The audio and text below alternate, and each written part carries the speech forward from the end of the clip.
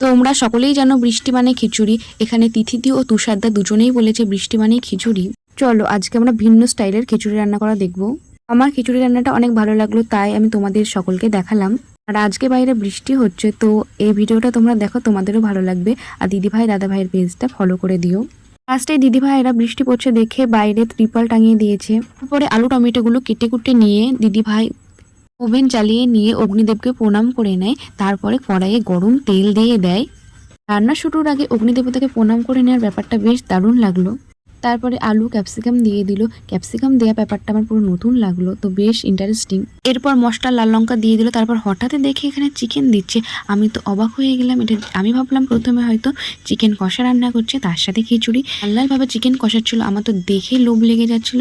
তারপর হঠাৎ দেখে এটা খিচুড়ির মধ্যে দেওয়ার জন্য বানানো হয়েছিল। আগে থেকে খিচুড়ি রেডি ছিল। এর আগে কখনো এইভাবে খিচুড়ি রান্না দেখিনি, তো আমার বেশ ভালো লাগলো। তোমাদের কেমন লাগলো অবশ্যই জানাবে। এরপর দেখি বেগুনি মাছ ভাজা নিয়ে বসে পড়েছে। আবার সকলে মিলে খেয়ে বেশ মজা করে খেলো আর অনেক ভালো বললো। এরকম খিচুড়ি কিন্তু আমি এর আগে কখনো দেখিনি। তোমরা অবশ্যই বাড়িতে ট্রাই করবে, আমিও অবশ্যই ট্রাই করব। নতুন স্বাদে নতুন স্টাইলের রেসিপি দেখতে হলে তিথিদিকে অবশ্যই ফলো করতে হবে তোমরা।